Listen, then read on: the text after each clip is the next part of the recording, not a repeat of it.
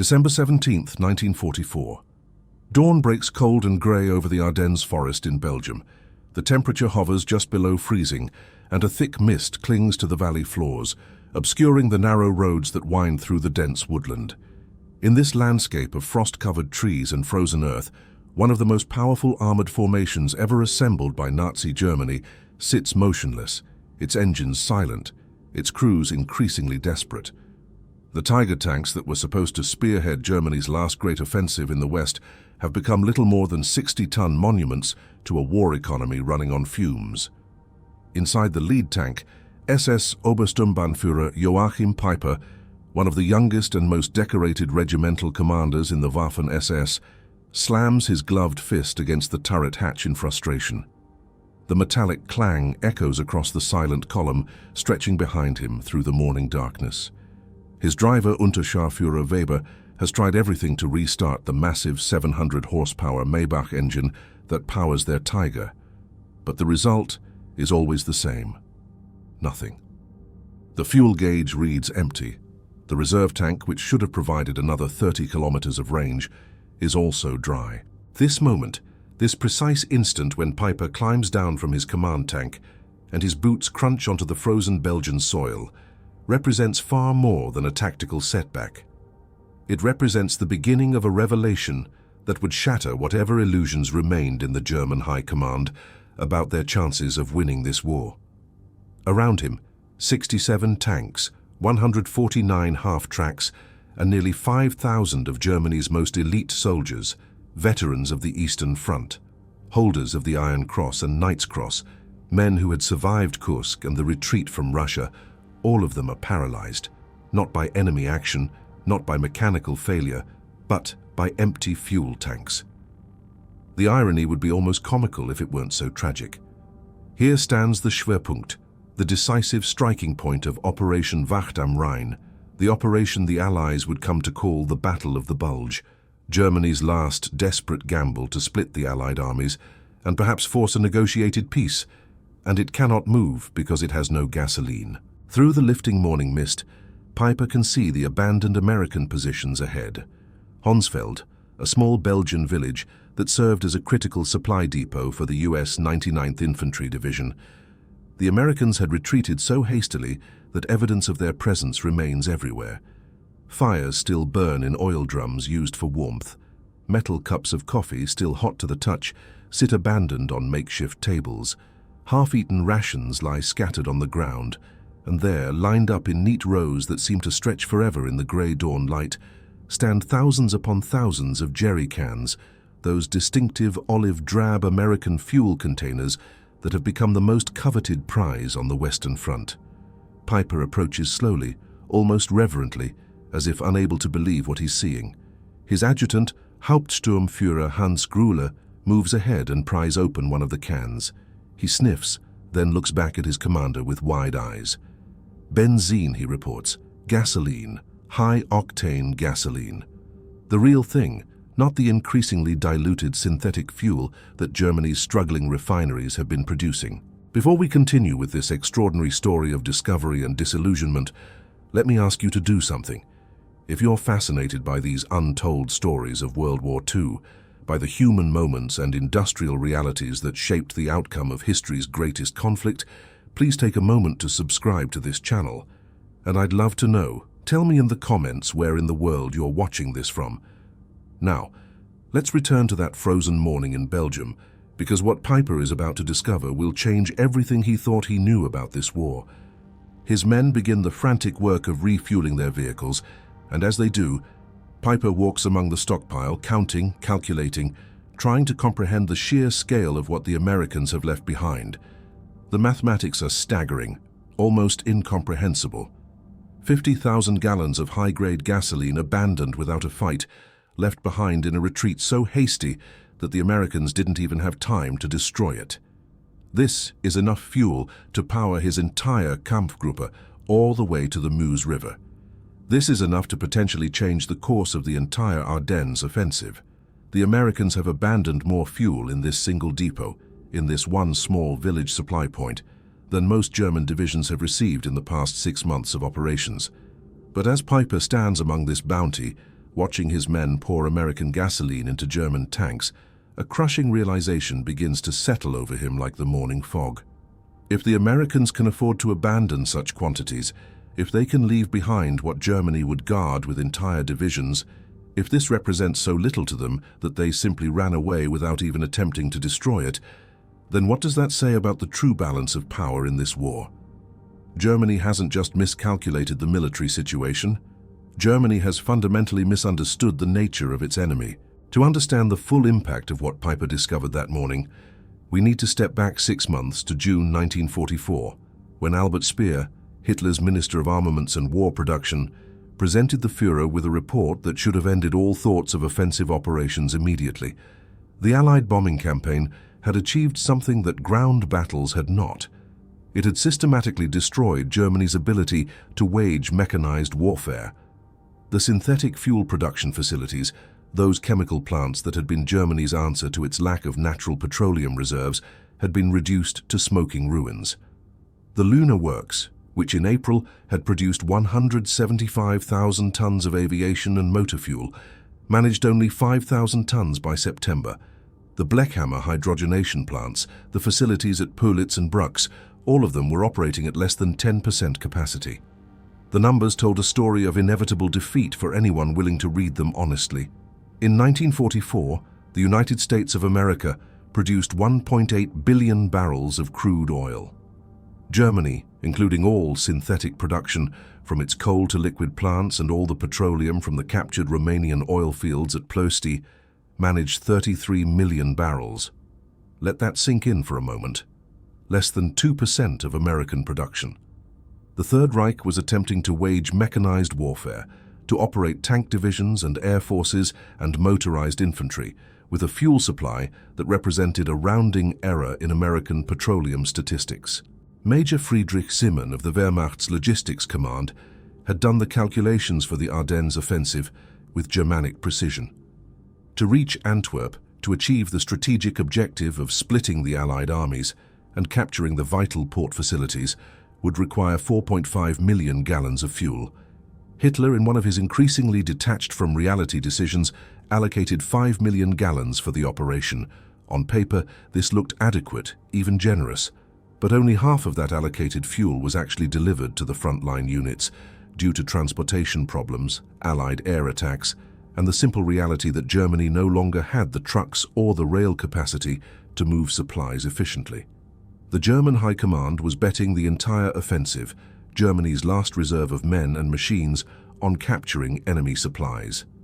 This wasn't strategy. This was desperation, masquerading as planning. This was a strategy that revealed terminal weakness rather than strength. Meanwhile, the Americans had constructed something that would have seemed like science fiction to German logistics officers.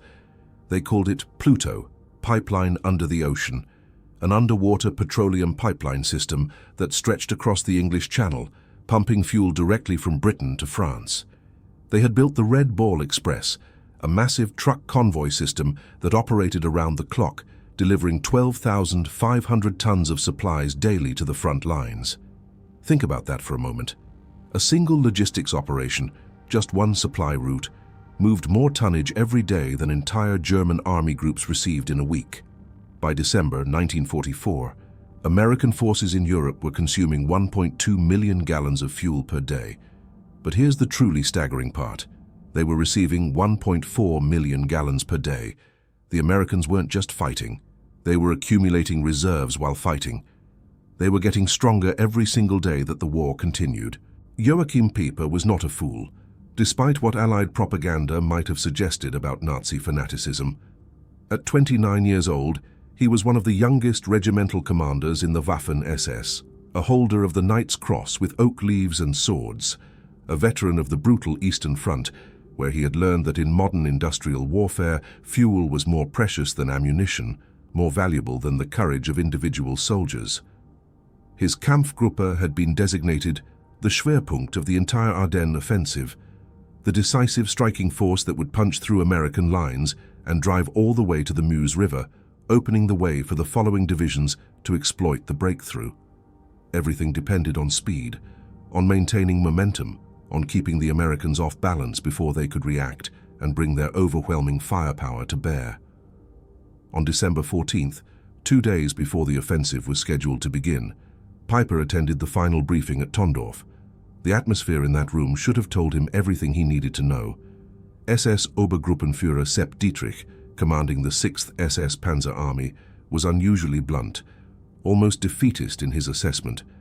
"You will have enough fuel to reach the Meuse," he told the assembled commanders, "if you capture American supplies along the way." Think about what that sentence means. If you capture American supplies. The success of Germany's last major offensive in the West, an operation involving hundreds of thousands of men and thousands of armored vehicles, was predicated on the assumption that the enemy would obligingly leave their fuel depots intact for German use. The fuel allocation for Kampfgruppe Peiper was 31,000 gallons. In peacetime, in normal operations, this might have been adequate for the 50-mile advance to the Meuse River. But this wasn't peacetime or normal operations. This was combat through difficult terrain in the middle of winter, with engines consuming fuel at vastly increased rates due to the cold, the steep hills, the poor roads, and the constant need for tactical maneuvering. The distance to the Meuse was 65 miles. The mathematics of failure were built into the plan from the very beginning. As his column prepared to advance on December 16th, Peiper issued strict orders that revealed how desperate the situation already was. Tanks would operate in single file to conserve fuel by reducing the number of engines running. Engines would be shut off during any halt longer than 5 minutes, despite the fact that restarting a cold Maybach engine in winter conditions was difficult and sometimes impossible. And most tellingly, the capture of American fuel dumps was designated Priority 1, above even tactical objectives, above the seizure of bridges or road junctions. The contrast with American operations that same morning could not have been more stark. Captain James Rose of the US 743rd Tank Battalion, stationed just 20 miles from Peiper's starting position, recorded in his unit diary with the kind of casual indifference that would have driven German logistics officers to despair.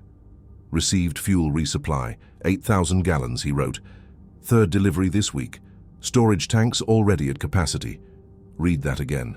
Storage tanks already at capacity. The Americans were receiving so much fuel that they didn't have room to store it all, while 20 miles away, German tank commanders were calculating whether they had enough fuel to reach the next village. December 16th, 1944, 0530 hours. The German artillery barrage that opened Operation Wacht am Rhein was impressive by any standard, using more ammunition in 2 hours than the Wehrmacht had allocated for entire operations earlier in the war. But even this impressive display masked critical shortages.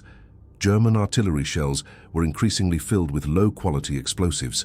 Fuses were unreliable, and most critically, there wasn't enough ammunition for sustained operations.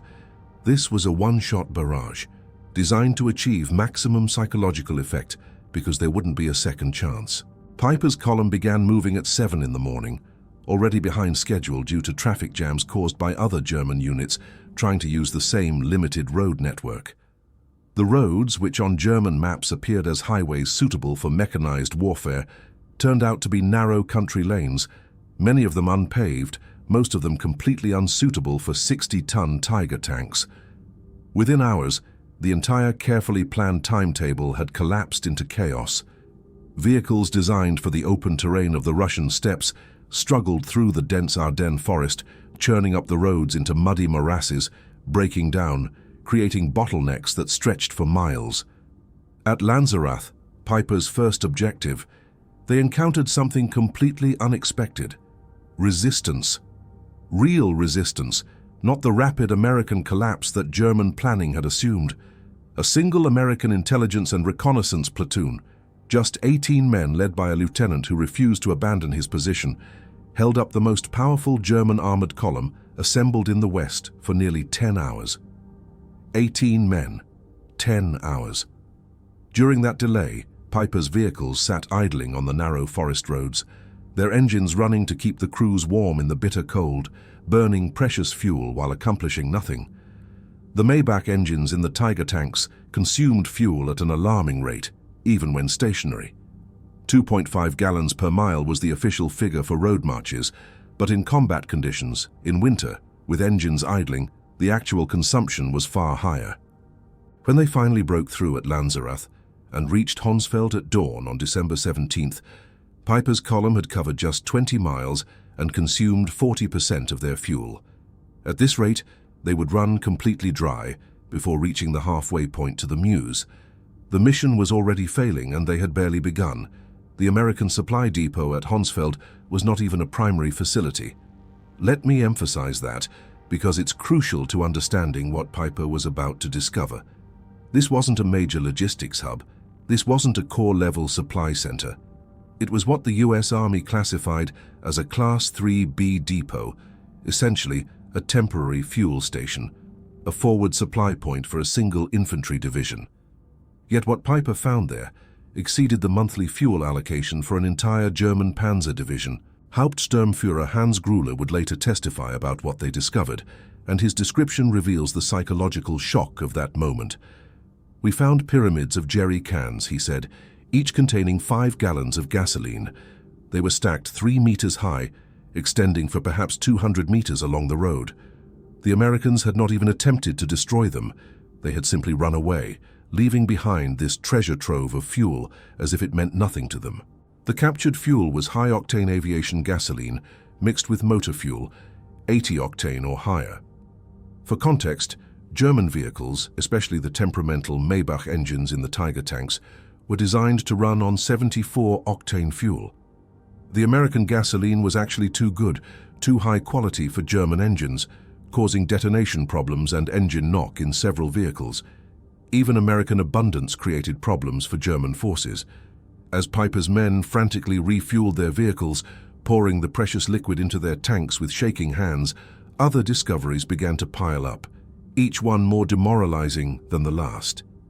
Sergeant Wilhelm Hoffmann, who had worked in his father's import business before the war and could read English, found shipping manifests in the depot office. He studied them carefully, then showed them to Peiper. The papers told an incredible story. This fuel had been refined in Texas, shipped by rail to New York, transported across the Atlantic Ocean to Liverpool, ferried across the English Channel to Normandy, and then trucked 400 miles inland to Honsfeld. The journey was over 6,000 miles. The time elapsed was less than 6 weeks. I showed the papers to Obersturmbannführer Peiper, Hoffmann recalled in a 1976 interview, his voice still carrying the weight of that moment decades later. He read them twice, very carefully, then crumpled them up and threw them on the ground. He said nothing to me, but his face went absolutely pale. We both understood immediately what this meant. If the Americans could move fuel 6,000 miles in 6 weeks, if they could establish supply lines that spanned oceans and continents, then Germany's situation was hopeless. Private Ernst Kara found a stack of Stars and Stripes newspapers, the American military publication, dated December 15th, just 2 days old. The headline celebrated the opening of a new fuel pipeline from Cherbourg to Verdun, a pipeline capable of delivering 300,000 gallons per day. Think about that number, a single pipeline, just one line of pipes running through France, delivering more fuel daily than Kampfgruppe Peiper would use in the entire offensive. To truly comprehend the shock of Peiper's discovery at Honsfeld, to understand why this moment shattered whatever illusions remained about German chances of victory, one must understand Germany's fuel situation by late 1944. Since May, since the Allied air forces had begun systematically targeting synthetic fuel production facilities, German oil output had been reduced by 90%. 90%. The Luftwaffe was grounding aircraft squadrons wholesale for lack of aviation fuel. Pilot training had been cut from 250 flight hours, already inadequate for the demands of aerial combat, to just 60 hours. New German pilots were being sent into battle against experienced American and British aviators, with less than a quarter of the training their predecessors had received. It was essentially murder, sending teenagers with minimal instruction up against veterans who had hundreds of hours of combat experience. The German Navy's surface fleet had effectively ceased all operations. The mighty battleships and cruisers that had once threatened Allied convoys sat rusting in harbor because there was no fuel oil to run their engines. U-boats were being fitted with snorkel devices to allow them to run on battery power longer, to conserve the diesel fuel needed for surface operations and recharging. On the German home front, the fuel crisis had created a society that would have been unrecognizable to pre-war civilians. Private automobile traffic had ceased to exist since 1942. Gasoline was so precious, so carefully controlled, that the Gestapo investigated black market theft of individual liters with the same intensity they applied to political crimes. Farmers across Germany were returning to horse-drawn plows, abandoning their tractors because there was no fuel for agricultural machinery. The mechanization that had modernized German agriculture in the 1930s was being reversed, sent backward in time by fuel starvation. Meanwhile, on the other side of the Atlantic, the United States was producing 67% of the world's oil. Let me repeat that, because it's almost impossible to believe. 67% of the entire world's petroleum production came from American oil fields. The East Texas oil field alone, just one geological formation in one American state, produced more petroleum than all of German-occupied Europe combined, including the Romanian oil fields and all of Germany's synthetic production.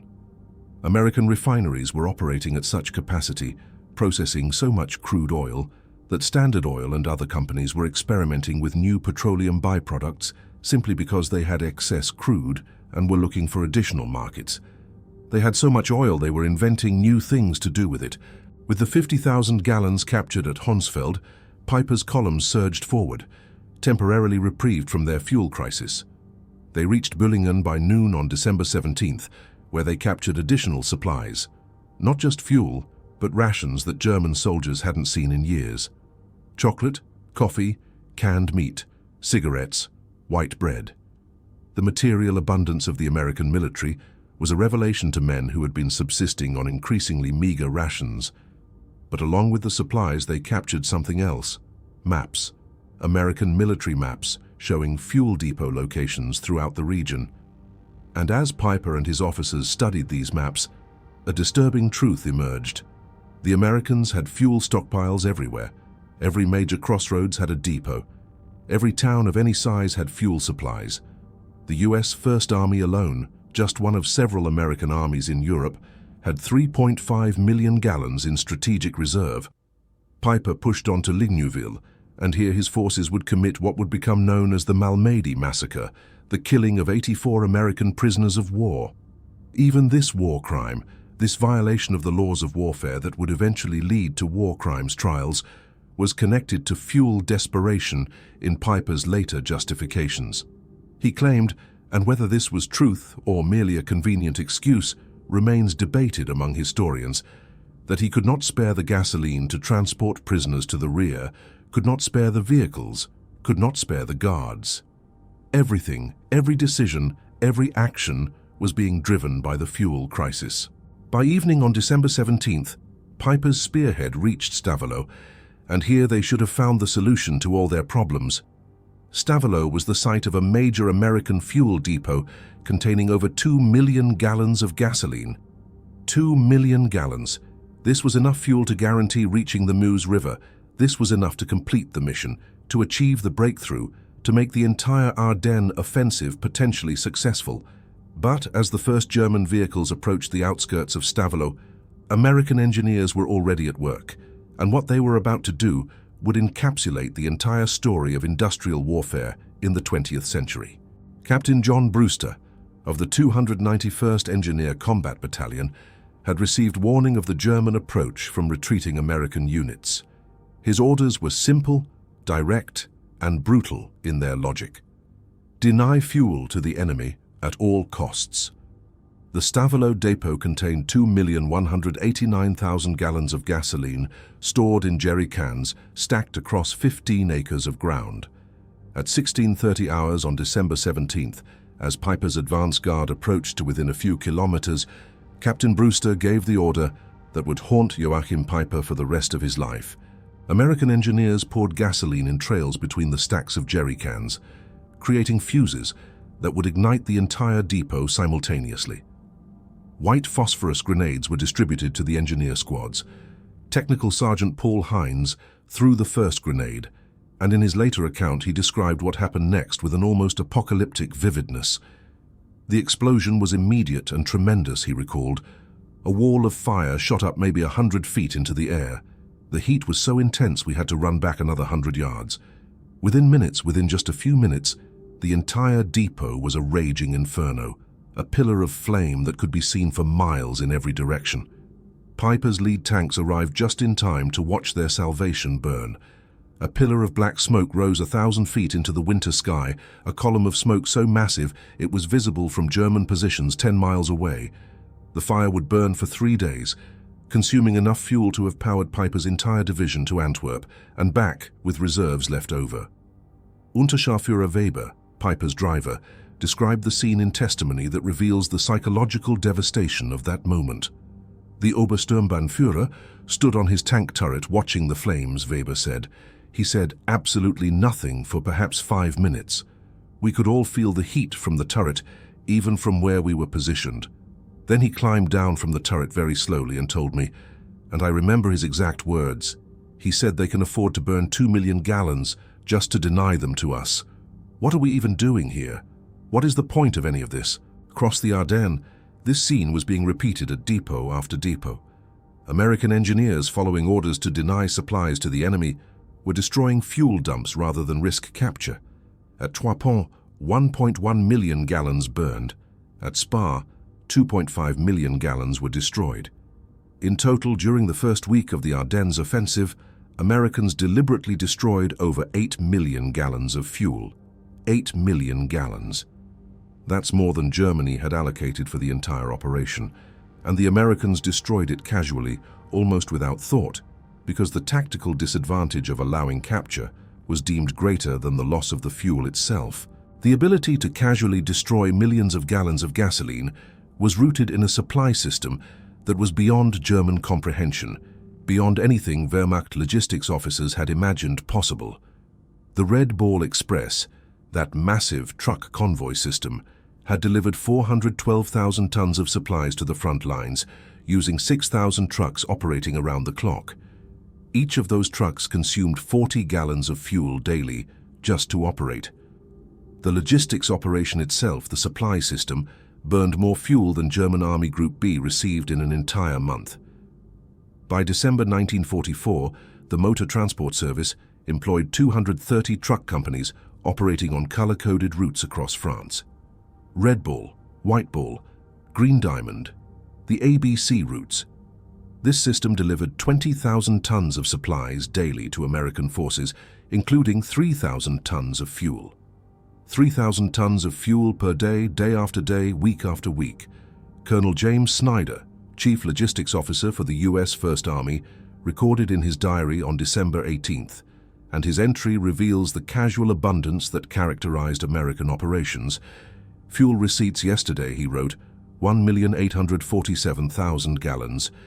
Fuel issued, 1,623,000 gallons. Net gain to reserves, 224,000 gallons. Read that last line again. Net gain to reserves. The Americans were fighting a major battle defending against a surprise German offensive, and they were still accumulating fuel reserves. They were getting stronger while fighting. The pipeline system was even more impressive from an engineering standpoint. Operation Pluto had laid fuel pipes across the English Channel, an engineering feat that seemed impossible, pumping 1 million gallons daily directly from Britain to France. A network of pipelines extended inland like arteries, carrying the lifeblood of the Allied war machine. The Cherbourg to Paris line delivered 800,000 gallons daily. The Seine line moved 650,000 gallons per day. By December 1944, Allied forces in northwest Europe were consuming 7.5 million gallons of fuel daily, while receiving 8.2 million gallons. They were building up reserves during offensive operations, accumulating strength for the next push into Germany. As Peiper pushed deeper into Belgium on December 18th, the sheer impossibility of the German strategic position became increasingly clear. At Chenieux, they captured another small depot, 5,000 gallons. It was consumed in 3 hours of combat operations. Tiger tanks, those magnificent beasts of the battlefield with their 88mm guns and thick armor, consumed 2.5 gallons per mile in battle conditions. Panther tanks burned 1.5 gallons per mile. In the difficult Ardennes terrain, with its steep hills and narrow roads and constant maneuvering, fuel consumption increased by 40% or more. Hauptmann Otto Dingler, maintenance officer for the 1st SS Panzer Regiment, kept meticulous records that tell the story of slow strangulation. By noon on December 18th, he recorded, "We had consumed 67,000 gallons since the offensive began. We had captured perhaps 55,000 gallons from various American depots. We were operating at a fuel deficit. Every mile we advanced was bringing us closer to complete paralysis." The Americans, monitoring German radio traffic through ultra-intercepts, through the magnificent intelligence operation that had broken the German Enigma codes, knew Peiper's fuel situation better than many of Peiper's own subordinates. General Courtney Hodges, commanding 1st Army, issued clear orders to all American units in the path of the German advance. "Enemy critically short of fuel," the order stated. "Destroy all gasoline stocks threatened by capture. Emphasize destruction over preservation." That same day, December 18th, American C-47 transport aircraft flew 316 sorties, delivering supplies to the surrounded garrison at Bastogne. Among those supplies, dropped by parachute into the defensive perimeter, were 160,000 gallons of fuel. The Americans were flying more fuel to a surrounded garrison, delivering it by parachute at enormous expense and risk, than Peiper's entire Kampfgruppe possessed. By December 19th, as Peiper's forces engaged American defenders at Stoumont, the fuel crisis had reached critical levels that made offensive operations impossible. Tanks were being abandoned now, not from battle damage, not from mechanical failure, but simply because their fuel tanks were empty. The Tiger tank has a fuel capacity of roughly 130 gallons. When that's gone, a 60-ton tank becomes a 60-ton bunker, immobile, useless for anything except static defense. Peiper made the agonizing decision to consolidate his remaining fuel, collecting what little remained from disabled vehicles, from supply trucks, from every possible source. Perhaps 8,000 gallons total. Enough for one final engagement or enough for a retreat, but not enough for both. Not enough to advance and not enough to withdraw. He was trapped by mathematics, by the inexorable logic of fuel consumption. Meanwhile, at Allied headquarters in Versailles, planners were already preparing for January operations, for the next phase of operations that would carry Allied armies into Germany itself. Brigadier General Maurice Gilland, Deputy Chief of Staff for Logistics, submitted a request for 245 million gallons of fuel for the coming month. The request was approved without discussion, without debate, processed as a routine administrative matter. The amount of fuel requested for 1 month of Allied operations exceeded Germany's total annual production. The contrast extended beyond mere quantity to fundamental differences in military technology and doctrine. American vehicles were standardized for efficiency and ease of logistics. Sherman tanks consumed 0.8 gallons per mile versus the Tiger's 2.5 gallons per mile. American trucks achieved 8 miles per gallon when fully loaded. Parts were interchangeable between different manufacturers. Maintenance was simplified through standardization. An American mechanic could work on any Sherman tank or any GMC truck because they were all built to common specifications. German forces, in contrast, operated a bewildering array of vehicles with different requirements, different parts, different maintenance procedures. French tanks captured in 1940 needed different oil specifications than German Panthers. Soviet trucks captured on the Eastern Front required different parts than German Opel trucks. Italian vehicles, Romanian vehicles, Czech vehicles, all of them had different requirements. Each complication, each variation, multiplied the logistical difficulties to the point where the system was barely functional. On December 20th, Peiper received a radio message that represented the death sentence for his offensive operations. "Fuel convoy destroyed by Allied aircraft," the message read. "No resupply possible. Continue advance with available resources. In other words, you're on your own." Peiper called his commanders together for a conference that several survivors would later describe as one of the bleakest moments of the entire war. Sturmbannführer Werner Pötschke was characteristically blunt. "We have fuel for perhaps 20 kilometers," he said. "The Meuse River is 30 kilometers away. We cannot reach the objective. According to testimony from Hauptsturmführer Grüller, Peiper's response encapsulated the entire German experience in the Ardennes.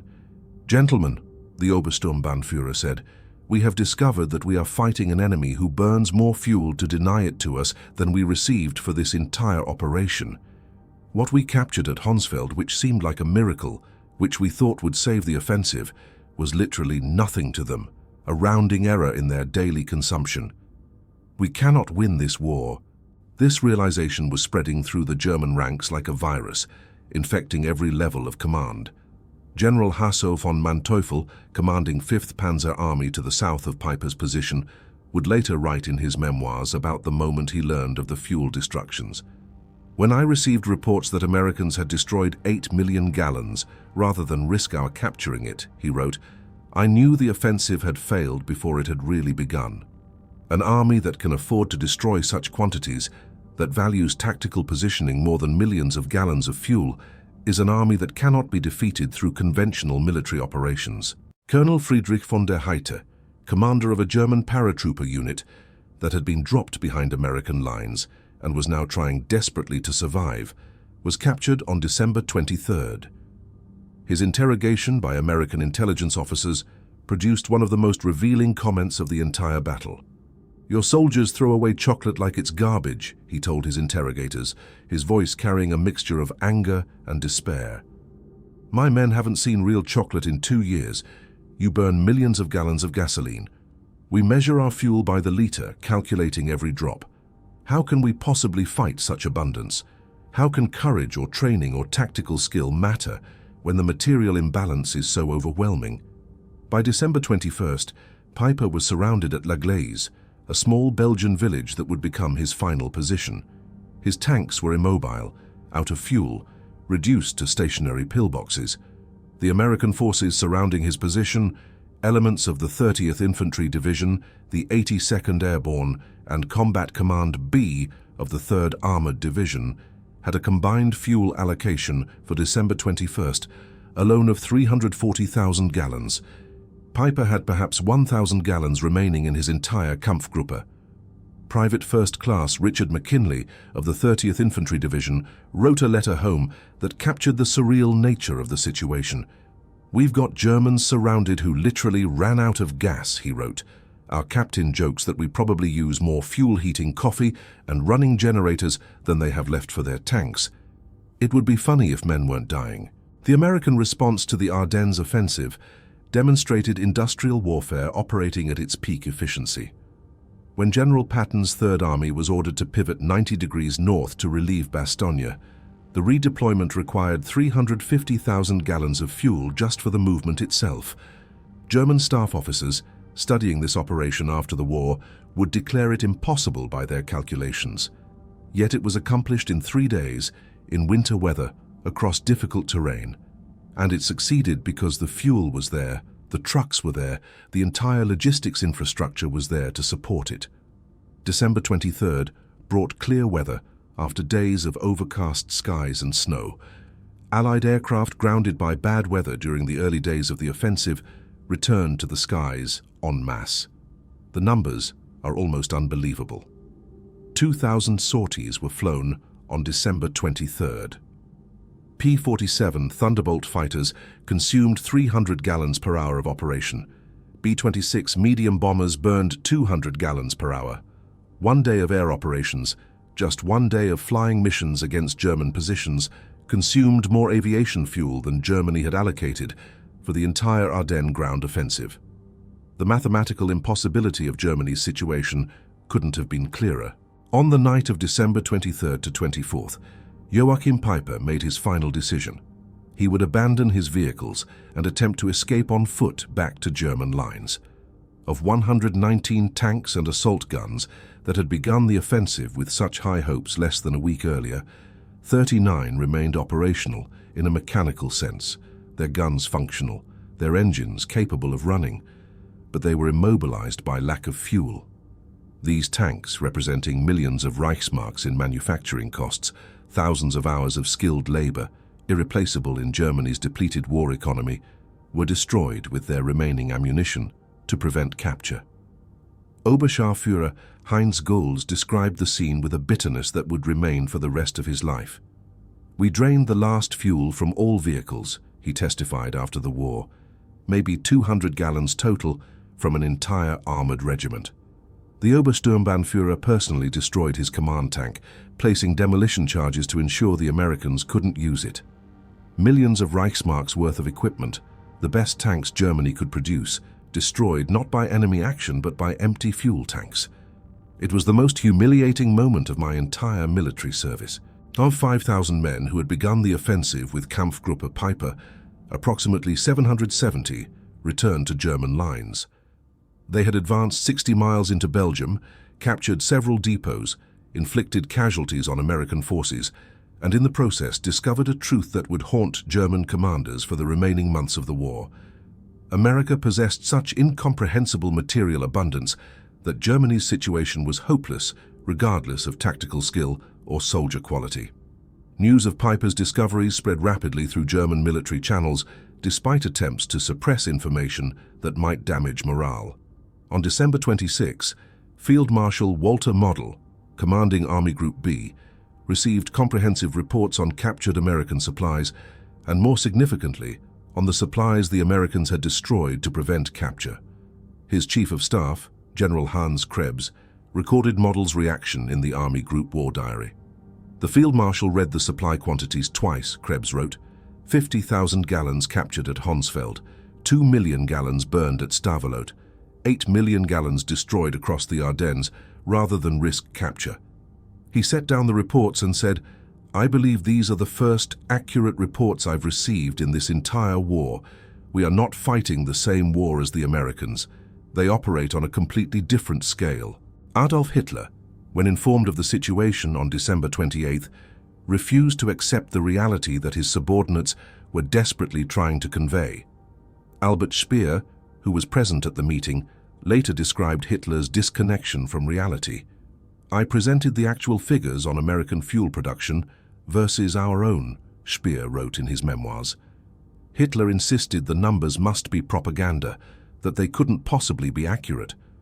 When I showed him reconnaissance photographs of the burning depot at Stavelot, photographs taken by one of our few remaining reconnaissance aircraft, he actually claimed it must be Hollywood special effects, that the Americans had staged it to demoralize us. At that moment, I knew he had lost touch with reality completely, but the lower ranks of the German military understood perfectly well what these discoveries meant. Grenadier Wilhelm Hoffmann, the sergeant who had found the shipping manifests at Honsfeld showing fuel transported from Texas, wrote a letter to his wife that was intercepted by German postal censors. The letter never reached its destination, but it was preserved in security files. "My dearest Anna," he wrote, "I must tell you what I've seen even though I risk punishment for writing it. The Americans destroy more fuel in a single day than we receive in a month. They drive their tanks as casually as we used to drive automobiles before the war. They have so much of everything that they treat supplies as if they're infinite. This war is already lost. We are just going through the motions now, waiting for the inevitable end." The fuel crisis was symptomatic of a larger truth that some German leaders had understood for years, but had been unable or unwilling to articulate publicly. By 1944, the United States alone, not counting Britain or the Soviet Union, produced approximately 50% of all global manufacturing output. Think about what that means. Half of everything manufactured in the entire world came from American factories. A new aircraft rolled off American production lines every 5 minutes. A ship was launched every day. A tank was completed every 7 minutes. The industrial capacity was so vast, it seemed almost impossible, and yet it was real, measurable, undeniable. The petroleum production statistics were particularly overwhelming when examined in their totality. The United States produced 1.8 billion barrels of oil in 1944. The Soviet Union, with its substantial oil fields in the Caucasus and elsewhere, produced 110 million barrels. Germany, including all synthetic production from coal liquefaction and all output from the Romanian oil fields before their loss, managed 33 million barrels. Japan, whose entire war strategy had been driven by the need to secure petroleum resources in the Dutch East Indies, produced just 2.6 million barrels, despite controlling those very oil fields. The Axis powers combined produced less than 2% of American petroleum output alone. Every major German offensive after 1942 had been fundamentally constrained by fuel availability. The drive to the Caucasus oil fields in Operation Blue. The desperate attempt to hold North Africa to protect Romanian oil supplies. The Battle of Kursk, where panzer divisions were assigned fuel allocations that determined how far they could advance before necessarily halting. Meanwhile, every American offensive, every British operation, every Soviet push was supported by material abundance that German planners literally couldn't conceive. They would look at intelligence reports showing American supply levels and dismiss them as impossible, as propaganda, because accepting them as true would mean accepting that the war was unwinnable. Lieutenant Colonel Chester Hansen, aide to General Omar Bradley, recorded a particularly revealing incident in his diary on December 27th. One of our logistics officers reported with some concern that weather conditions had reduced fuel deliveries to only 500,000 gallons daily, Hansen wrote. There was momentary concern until someone pointed out that this figure still exceeded Germany's total fuel allocation for the entire Ardennes offensive. We actually laughed about it, which seems grotesque now, but it illustrated how different our situations were. German prisoners of war captured during the Ardennes offensive were often more psychologically devastated by American material abundance than by their actual military defeat. The interrogation reports make for fascinating reading because they reveal what truly broke German morale. Seeing American soldiers casually discard half-eaten rations, watching GIs use gasoline to heat water for washing, observing the sheer casual waste of materials that Germans would have guarded desperately. This shattered morale more effectively than artillery bombardments or air attacks. Hauptmann Ludwig Reichelm, captured on December 26th, told his American interrogators something that Allied intelligence officers initially thought might be exaggerated for effect. "We knew your production numbers abstractly," he said.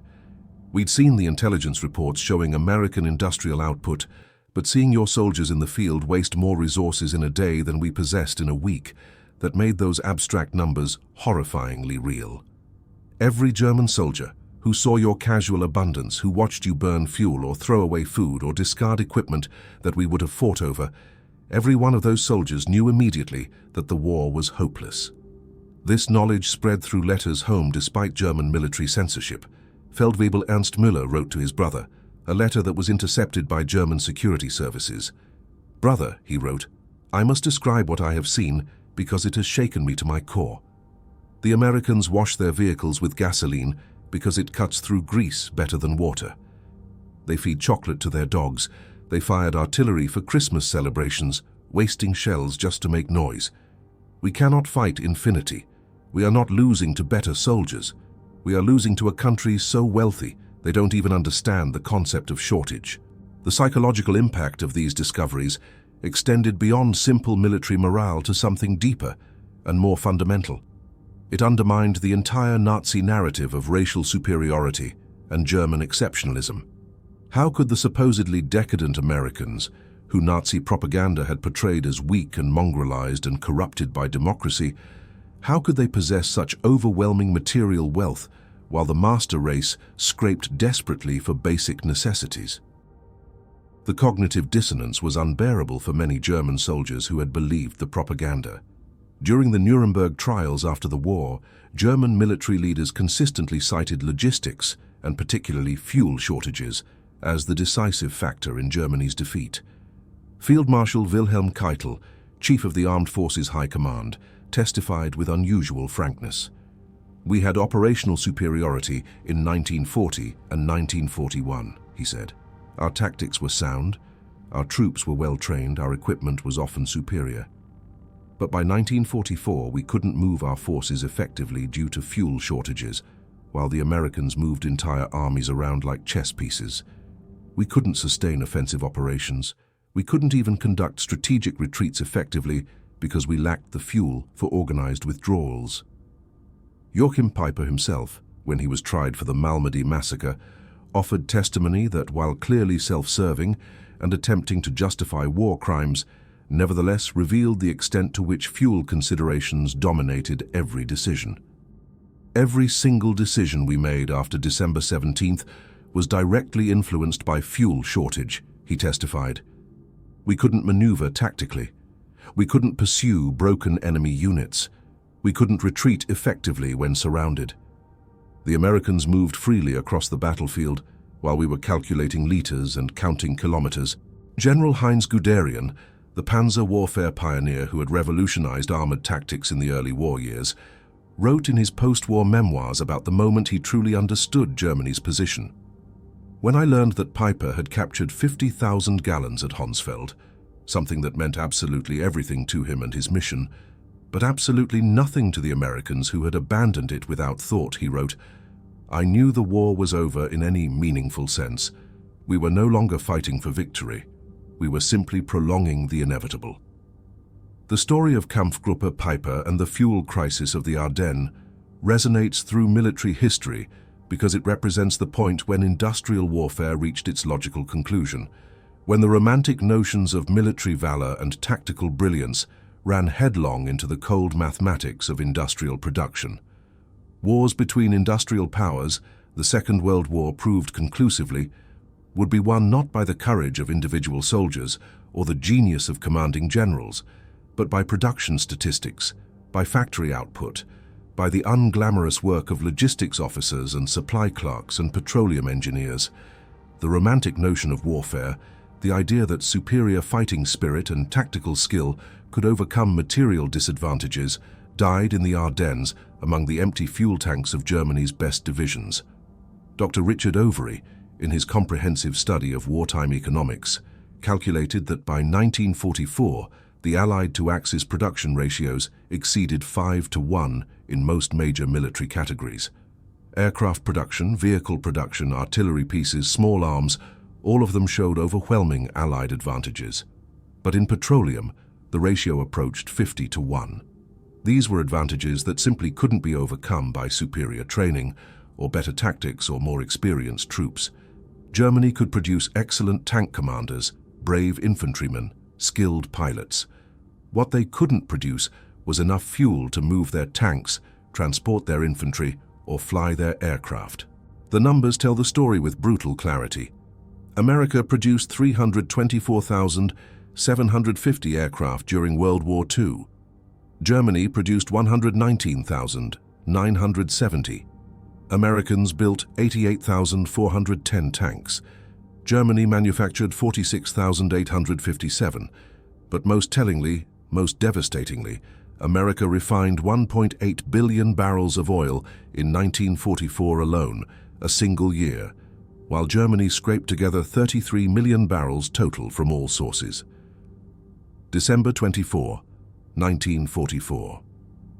As Peiper's surviving men slipped through American lines on foot under cover of darkness, abandoning 39 tanks, 70 half-tracks, and 177 other vehicles to the advancing Americans, the full magnitude of Germany's miscalculation crystallized. They had captured 50,000 gallons at Honsfeld, and for a few brief hours it had seemed like a miracle, like divine providence favoring German arms. But then they had learned it was meaningless, literally insignificant, to an enemy who could casually burn millions of gallons rather than risk tactical disadvantage. Unterscharführer Werner Sternebeck, one of the survivors who made it back to German lines, reflected on this moment in a 1975 interview, 30 years after the events. That morning at Honsfeld, when we found the American fuel, he said, we celebrated like we'd won the lottery, like God himself had intervened to save the offensive. We were pouring gasoline into our tanks and laughing, actually laughing with relief. By that evening, after learning about Stavelot burning, after understanding that the Americans had destroyed more fuel in one depot than we'd captured in total, we understood that we'd already lost. The Americans had so much fuel they could destroy what we would have died to possess. That was the moment the war truly ended in my mind. Everything after that was just dying. The 50,000 gallons Peiper captured represented less than a single American armored division consumed in 2 days of operations. It represented less fuel than the Red Ball Express truck convoys burned in 3 hours of driving. It was, quite literally, a rounding error in Allied daily fuel consumption, statistically insignificant. Major General J. Lawton Collins, commanding the U.S. 7th Corps, would later write about German attempts to capture fuel supplies with something approaching pity, mixed with professional assessment. The Germans' desperate attempts to capture our fuel depots revealed the depths of their miscalculation, he wrote. They assumed we valued fuel as they did, as an irreplaceable resource to be hoarded and carefully rationed. They couldn't comprehend that we had such abundance that we could afford to burn millions of gallons rather than accept even the slightest tactical disadvantage. To us, the fuel we destroyed at Stavelot and elsewhere represented perhaps 2 days of pipeline deliveries. To them, it represented the difference between continuing the offensive and complete paralysis. We were fighting different wars. Operation Wacht am Rhein, the operation the Allies called the Battle of the Bulge, failed through the immutable mathematics of industrial warfare. The offensive consumed approximately 2.8 million gallons of fuel, roughly 60% from German allocations and 40% from captured American supplies.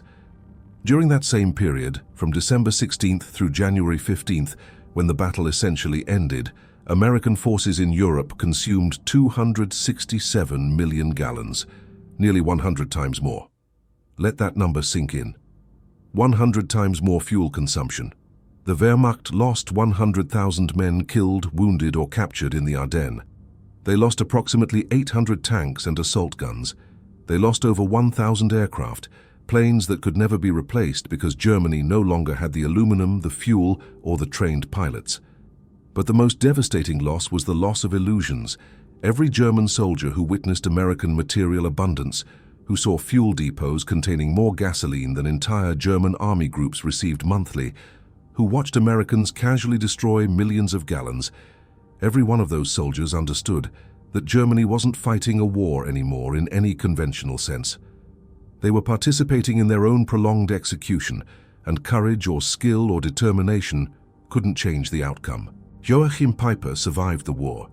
He was imprisoned until 1956 for war crimes related to the Malmedy massacre and other atrocities committed by his units. He lived quietly in France under an assumed name until July 14, 1976, when he was murdered at his home by unknown assailants, possibly former resistance fighters who had discovered his identity. But in 1967, 9 years before his death, he granted an interview to military historian Henry Lyman, and his reflections on the Honsfeld fuel discovery revealed that the memory still haunted him decades later. Finding that American Depot was the worst thing that could have happened to us, he told Lyman, his voice carrying the weight of years. If we had simply run out of fuel earlier, if we'd been forced to stop before Honsfeld, we might have retreated with some dignity intact, with some illusions remaining.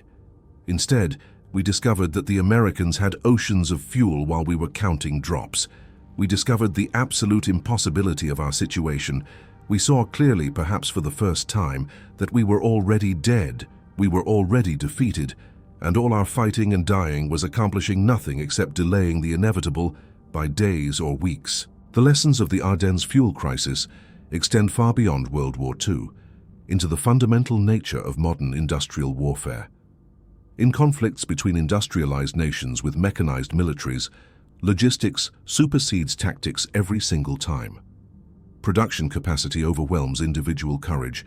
Material abundance defeats ideological dedication.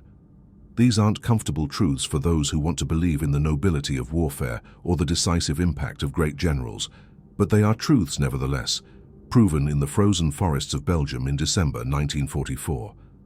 The German soldier of 1944 was arguably better trained than his American counterpart. German NCOs had more combat experience. German tank crews had on average more hours in their vehicles. German tactical doctrine was often more sophisticated. None of it mattered. The German soldier was backed by an industrial economy that was producing less than 2% of American petroleum output. He was supported by a logistics system that measured fuel by the liter, while his enemies measured it by the millions of gallons. He was fighting for a nation that had to choose between feeding its population or fueling its military, While his enemies had such abundance, they could afford to waste resources on an almost incomprehensible scale. This truth was encoded in every jerry can at Honsfeld, in every gallon burned at Stavelot, in every pipeline that ran across France carrying more fuel daily than entire German armies received monthly. Wars between industrial powers, World War II demonstrated beyond any possible doubt, would be won in factories and oil refineries, not on battlefields. They would be won by engineers and industrial managers and logistics officers, not by brilliant generals or heroic soldiers. Colonel Trevor Dupuy, in his comprehensive quantitative analysis of World War II combat, calculated that in December 1944, each American soldier at the front was supported by an average of 67 pounds of supplies daily. Every single day, 67 pounds of food, ammunition, fuel, spare parts, medical supplies, everything needed to keep a mechanized army functioning. Each German soldier received approximately 3 pounds of supplies daily. Germans weren't losing because they were worse soldiers. They were losing because every American soldier had 22 times more material support. In 1984, 40 years after the battle, a group of veterans gathered at La Glaise for a commemoration ceremony. The small museum there displays one of Peiper's Tiger tanks, still positioned where it was abandoned when it ran out of fuel on December 23, 1944. Among the visitors were former Unterscharführer Karl Wortmann, who had served in Kampfgruppe Peiper, and former Staff Sergeant Roy Anderson of the US 30th Infantry Division, who had helped capture the position. The two elderly men stood beside the massive tank, and their exchange, preserved in a local newspaper interview, captured the essential truth of December 1944 better than any historical analysis. "We always wondered why you stopped there," Anderson said, gesturing at the abandoned tank. "We thought it was some kind of tactical decision, that you were setting up a defensive position." Wortmann laughed, but it was a bitter laugh without humor. "We stopped because the tanks were empty," he said. "Just empty. No fuel. You burned millions of gallons to keep it from us. How could we possibly fight against that kind of abundance?" Anderson was quiet for a long moment, then responded with something that revealed how differently the two sides had experienced the same battle. "We honestly never knew you were that desperately short of fuel," he said. "We had so much gasoline that we literally never thought about it running out. It was just always there whenever we needed it. We never imagined you were measuring fuel by the gallon while we were swimming in it." That exchange, between two elderly veterans standing beside a rusting German tank in a Belgian village 4 decades after the battle, captured the truth of December 1944 more eloquently than volumes of historical analysis. One side measured everything by the gallon, counting every liter, calculating every kilometer, making agonizing decisions about whether they had enough fuel to advance or retreat. The other side operated in an environment of such abundance that fuel was essentially an infinite resource, always available, never a constraint on operations. The outcome was predetermined by industrial capacity long before the first shot was fired. The German military records provide damning evidence of how completely fuel shortages dominated operations. Army Group B's war diary for December 1944 makes for painful reading if you understand what the entries really mean. December 16th, offensive begins, fuel status 70% of minimum required. December 17th, Kampfgruppe Peiper captures 50,000 gallons at Honsfeld, situation temporarily improved. December 18th, multiple American depots destroyed by enemy action, estimated 5.2 million gallons lost to German forces. December 19th, fuel situation critical, multiple units immobilized. December 24th, Kampfgruppe Peiper abandons all vehicles due to fuel exhaustion. Meanwhile, the US First Army logistics reports tell a completely different story. December 16th, fuel reserves 3.7 million gallons. December 17th, destroyed 2.2 million gallons at various depots to prevent capture. Received 1.8 million gallons via pipeline. December 18th, received 1.9 million gallons. December 24th, current reserves 4.1 million gallons. The Americans destroyed millions of gallons and still ended the battle with more fuel in reserve than they'd started with. They treated millions of gallons with casual indifference, while Germans fought desperately over individual cans. Beyond the sheer quantity, American fuel represented a technological superiority that extended even to petroleum chemistry. American refineries had perfected catalytic cracking processes that produced higher octane gasoline more efficiently than German hydrogenation plants could manufacture synthetic fuel from coal.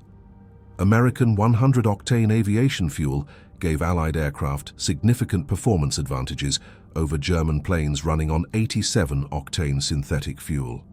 American refineries produced specialized additives that Germany couldn't replicate: tetraethyl lead for octane boosting, ethylene dibromide to prevent lead deposits, detergent additives to keep engines clean.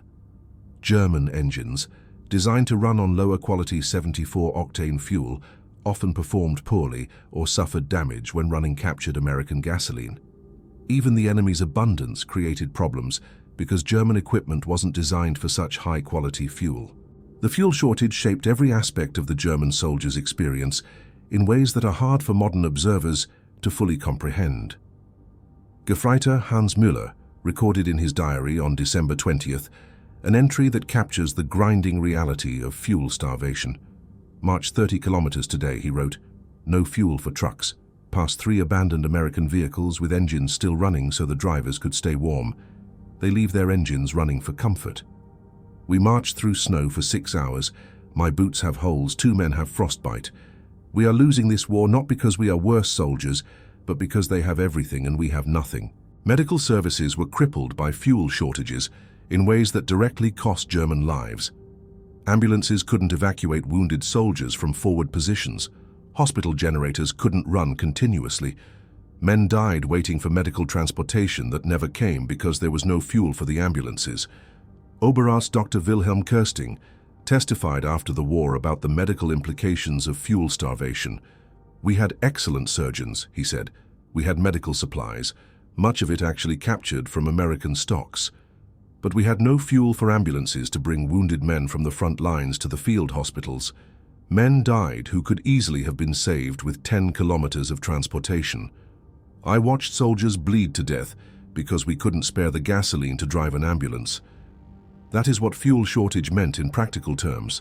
The discoveries about American material abundance shattered German propaganda narratives in ways that Goebbels and the Nazi propaganda ministry couldn't contain. Soldiers had been told for years that Americans were soft, that they were weak, that they were incapable of sustaining serious military operations, that their mongrelized racial character made them inferior to German soldiers. Then those same soldiers discovered that Americans could casually destroy more supplies than Germany could produce, that American abundance was so vast it made German scarcity look like poverty. The cognitive dissonance was unbearable. Joseph Goebbels' diary entry for December 28th reveals the propaganda ministry's concern. "Reports from the Ardennes indicate serious morale problems among frontline troops," he wrote. "Soldiers are writing letters home about American material superiority that directly undermine our narrative about enemy weakness. Censorship is attempting to control the flow of information, but stories spread faster than we can suppress them. The myth of German superiority cannot survive direct contact with American logistics." The failure of the Ardennes offensive meant that Germany had essentially no strategic options remaining except desperate last-ditch defense. General Alfred Jodl, Chief of Operations Staff at Wehrmacht High Command, testified at Nuremberg about the strategic implications. After the Ardennes, he said, "We knew the war was lost in any meaningful sense. We had played our last card, committed our final reserves, and discovered that the enemy held all the aces. We could continue fighting, and we did for several more months, but it was fighting without hope of victory, without even hope of achieving a stalemate. It was simply dying slowly." Recognizing that German fuel production was the critical vulnerability, Allied strategic planners focused bombing efforts even more intensely on oil targets. By February 1945, German fuel production had essentially ceased to exist as a functioning industry. The synthetic fuel plants were destroyed. The Romanian oil fields had been overrun by Soviet forces. The refineries that still stood were unusable due to lack of crude oil or lack of coal for synthetic production. The Luftwaffe was effectively grounded, not defeated in air combat, but grounded because there was no aviation fuel. Pilot training was completely cancelled, flight schools closed. The Luftwaffe, which had terrorized Europe in 1940, which had nearly won the Battle of Britain, ceased to exist as an effective fighting force not through combat losses, but through fuel starvation. The Wehrmacht became essentially static, incapable of mobile operations, destroyed piecemeal by enemies who could move freely across the battlefield. The spring of 1945 brought surreal scenes that illustrated the complete collapse of German mobility. Entire German units surrendered not from military defeat, but from simple immobility. They couldn't move, couldn't retreat, couldn't even redeploy to face threats, so they simply waited to be captured. General Major Fritz Bayerlein, commander of the elite Panzer Lehr Division, described the situation in testimony that reveals the utter hopelessness. "We had 42 operational tanks in April 1945, he said, experienced crews, adequate ammunition. We had approximately 300 liters of fuel total for the entire division. Not enough to drive to the next town. Not enough for any kind of tactical movement. We destroyed our own tanks with demolition charges and walked into captivity. We were defeated not by American soldiers, but by empty fuel tanks." Meanwhile, the American advance across Germany was constrained only by traffic jams caused by having too many vehicles trying to use the same roads simultaneously. Patton's Third Army alone operated 15,000 vehicles. The problem wasn't lack of mobility, but managing the abundance of mobile assets. The story of Kampfgruppe Peiper and the fuel crisis demonstrates with perfect clarity how industrial capacity determined World War II's outcome. When Joachim Peiper stood among those captured jerry cans on that December morning in Honsfeld, when he watched his men frantically refuel their tanks, he glimpsed an uncomfortable truth that he probably didn't want to acknowledge. They were fighting an enemy whose waste exceeded German needs, whose casual destruction of supplies exceeded German production, whose abundance operated on a scale that made German scarcity completely irrelevant. The numbers tell everything you need to know about why Germany lost the Second World War. German fuel allocation for the entire Ardennes offensive, 5 million gallons. Fuel deliberately destroyed by American forces during the battle, 8 million gallons. Daily American fuel consumption across all European forces, 7.5 million gallons. Peiper's capture at Honsfeld, that seemed so miraculous, 50,000 gallons. That 50,000 gallons, as a percentage of daily American fuel supply, 0.6%. Statistically insignificant. A rounding error. The Battle of the Bulge killed 19,000 American soldiers. It killed perhaps 100,000 German soldiers. It destroyed the Wehrmacht's last mobile reserves, the units that might have been used to defend Germany itself from invasion. But its lasting impact wasn't the tactical or even strategic military results. Its lasting impact was spreading knowledge throughout the German military ranks about the true nature of American material abundance.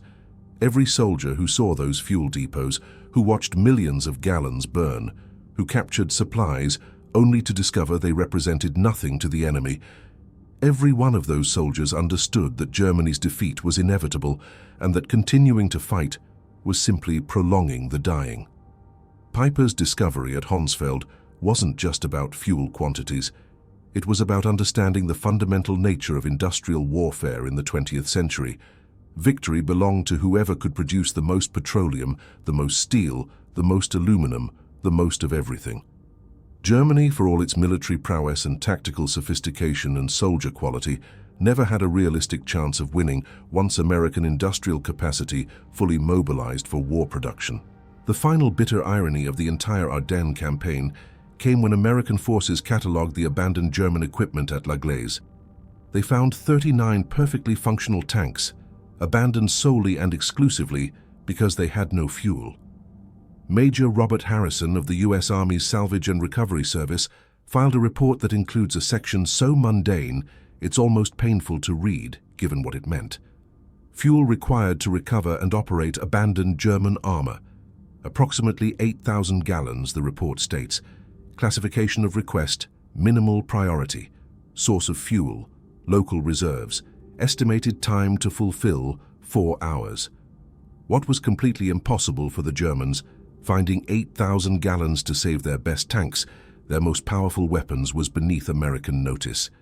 It was a minor administrative matter, a minimal priority request that would be fulfilled from local reserves in a few hours. This was Joachim Peiper's discovery at Honsfeld distilled to its essence, not just that America had more fuel, but that American abundance operated on such a vast scale that German scarcity became irrelevant, meaningless, a problem so small it didn't register as a problem at all. The war was effectively over when American industrial capacity fully mobilized, when the factories of Detroit and Pittsburgh and Chicago began operating at full war production, when the oil fields of Texas and Oklahoma and California began pumping petroleum for military use. Everything that happened after that, all the battles and campaigns and operations, all the dying and destruction, was simply working out the inevitable mathematics of industrial warfare. Honsfeld revealed what had been true since 1942 at the latest.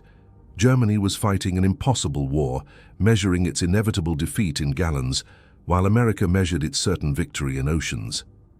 The Tiger tank still sits in the museum at L'Église today, its fuel gauge reading empty, a monument to the moment when tactical and operational excellence met logistical and industrial reality and lost decisively.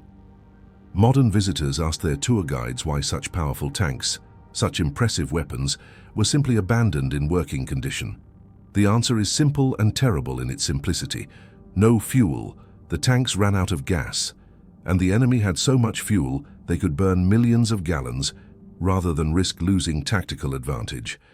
That's why Germany lost the Second World War, not because their soldiers weren't brave or their generals weren't skilled, but because they were trying to fight an industrial war without the industrial capacity to sustain it. The story of Kampfgruppe Peiper in the Ardennes is the story of World War II in microcosm, the moment when the illusions finally shattered and the mathematical reality of industrial warfare became impossible to ignore or deny.